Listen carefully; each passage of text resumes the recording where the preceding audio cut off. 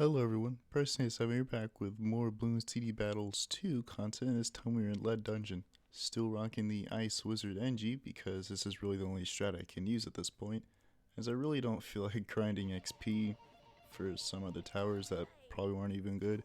I've been thinking about using Druid, but unfortunately lightning is bugged right now, so where it doesn't shoot sometimes, so it makes it kind of unusable. Although it's not like I'd want to switch towers anyways, as I'm very close to unlocking my first tier 5, which is going to be Century Champion. I had to skip Overclock in order to actually save up XP for Champion, as I really didn't have a use for Overclock, as really the only tower I would want to overclock would be Arcane Spike. But really I want to avoid late game as much as possible until I get most of my tier 5s, as late game I kind of suck against. I'm excited to try out Century Champion, as I have heard that, like 5-2-0 with like some 4-2-0's engineers are able to like wipe out fortified DDTs, which would be kind of nice to see and find out.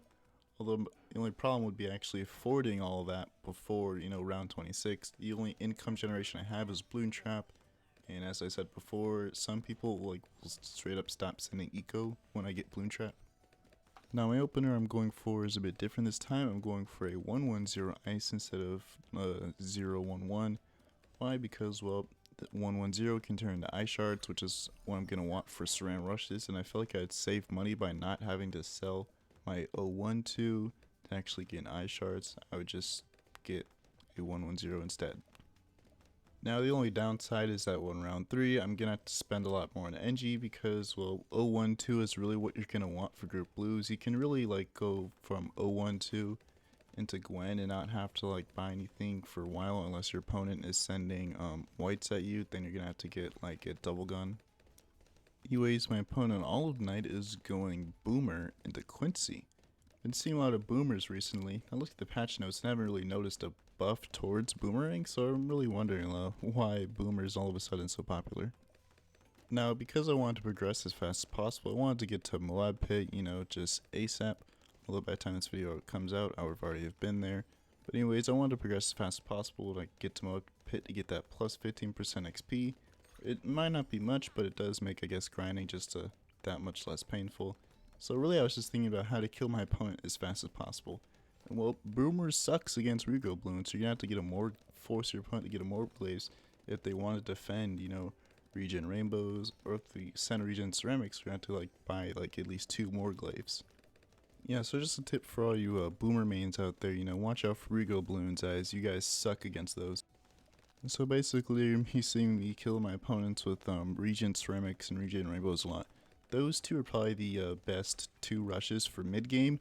It is nice that NK, I guess did nerf early Bloon Sense, as it does make mid game rushes a bit just that much more interesting. Anyways, in preparation for round 12, I decided to get an ice shards at the front because, at the back, I feel like that's a bit too late. By that time, I probably would have already been dead. Also, something you may have noticed is instead of me going for a double gun, I actually end up going for sprockets. I go for sprockets as well, but I feel like sprockets might just be a bit better than double gun as well, but I stopped trying to rush Bloon Trap as soon as possible, as I don't really feel like it's worth it unless your opponent is aggressively sending eco at you, and most of my opponents stop sending eco anyways at me.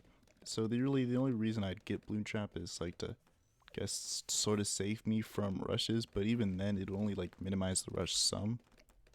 Now, even though it does seem to, a bit too early to actually start working on my wizard now, I decided to do it now rather than later, as I probably end up forgetting to actually get my wizard.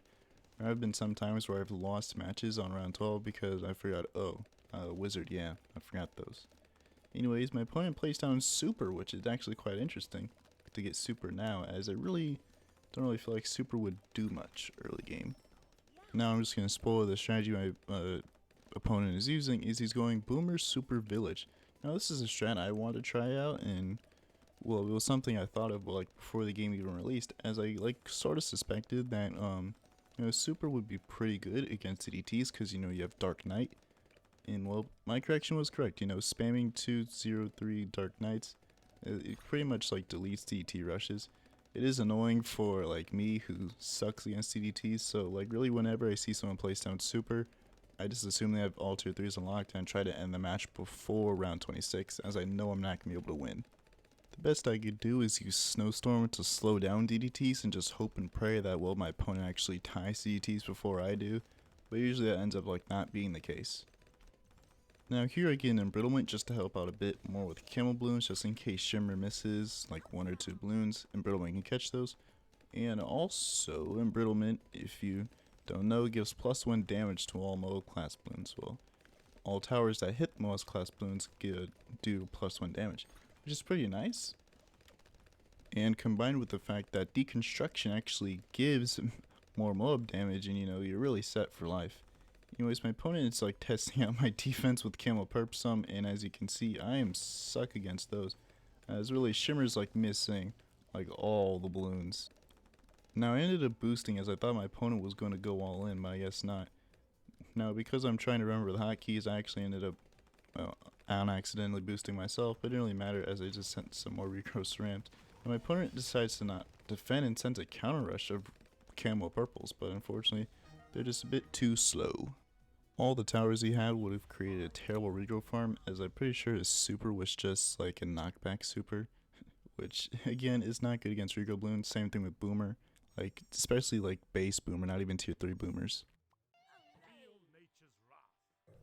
Now here we end up switching over to Krispy Kreme, which is a pretty nice name. Not sure if that's randomly generated, but since it's the only Krispy Kreme I've encountered, I'm guessing it's not. For this match I decided to go back to my 0-1-2 start, as really it was kind of hard to tell, I guess which one would have been better, but I guess it doesn't really matter. Is whatever just defends round 3 the best. That's the main round I struggle against with using ice. Now here you can actually see like the difference, the -1 Pierce tier 2 attack gets, as like really you can see it's struggling just against group reds and it's actually like barely keeping up. It's kind of crazy like to think like before, like Tack could easily defend that. And all it took is just -1 Pierce in order for it to like not be able to defend. To be honest, I feel bad for Tack shooter mains as well. That one tower that used to be broken has now got a nerf. -1 Pierce on tier 2, and well, Tack zone got damage type got named from normal to sharp. Although in the back of my mind I was kind of wondering, why wasn't it sharp before? Tack zone's lead popping got removed like a while ago. Now I'm gonna spoil his loadout again. Well, I guess not really spoil it, but this dude has sniper as one of his towers, which of course sucks for me as well because I suck against late game, and the money he gets from just supply drop is incredibly insane. And so my opponent decides to start boosting blues at me, which is odd because 0-1-2 can easily handle that. I'm wondering if it was a mistake, and yep, there goes the crying emoji. Accidental boost, but oh well. So you can see his sniper there, which again is just awful. Honestly, if you see someone as sniper, just kill him ASAP, as again, you really don't want to let the sniper supply drop snowball too far to where it becomes impossible to rush them. I have lost many matches in MOAB Pit just due to my opponents, just their sniper supply drop just end up snowballing too far out of control, so they're able to send multiple fortified ZMGs at me that I simply just cannot defend. Beating snipers, in my opinion, is a lot easier said than done, as well snipers are pretty good. Bouncing bullets is fairly strong, even though yes, the shrapnel pierce did get nerfed from 5 to 3. I really still think, -2 pierce really wasn't like enough to like really do much of a difference. It can still handle most rushes pretty well, assuming, you get like multiple bouncing bullets, like 2. Again, setting on my D-camo pretty early, my shimmer incredibly early on around 6, simply because, well, Wall of Fire is also pretty good, and, most opponents at this point start sending whites at me, which I do suck against, as ice, can't freeze white balloons. Ice Monkey ends up being like the main cornerstone for my defense for like a really long time, probably like all the way up until late game, especially when you get Icicle and Pale and Super Brittle, as those are probably going to be your main 2 DDT popping powers. Although Wall of Fire spawns in like a terrible spot, unfortunately can't go top path as well by need shimmer, so that's a rip. But I still think the hitbox is wide enough to where it is able to hit both tracks, but ideally you'd want it to land at the intersection. Now my opponent already has 1 bouncing bullet, although it's just a simple 0-3-0. But at this point, you know, I am really thinking about how am I going to kill my opponent and what am I going to kill him with. I was thinking to myself, you know, maybe send some camo perps. While yes, bouncing bullets can hit camo perps, he only has one right now, so I was just hoping that, you know, maybe he couldn't get multiple up before round 12, so I could kill him with that. But for now, I was really just focusing on defending, as well as getting Engineer XP, so I just ended up buying Sensory Expert, even though he only still sending blues, and, you know, round 12 is still, I guess, sort of a ways away. Now, Krispy Kreme ends up selling his tack shooter, which is a very interesting choice, as well. Bouncing bullets is starting to fall behind a bit, especially since against the AI balloons, but it seems to be doing pretty well.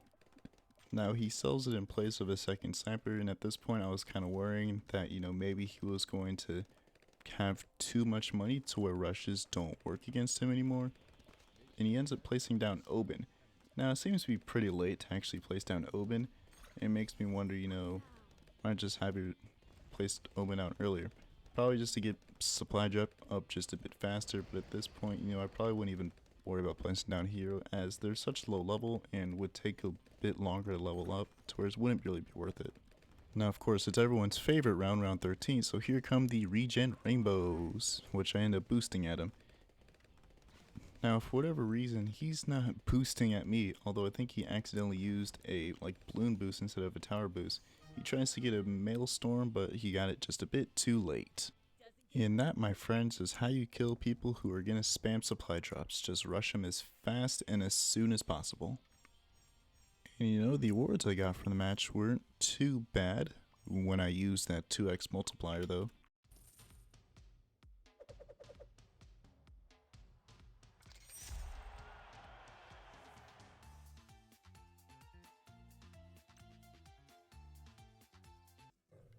Anyways, for my first match in Ceramic Crucible, it's against Noah.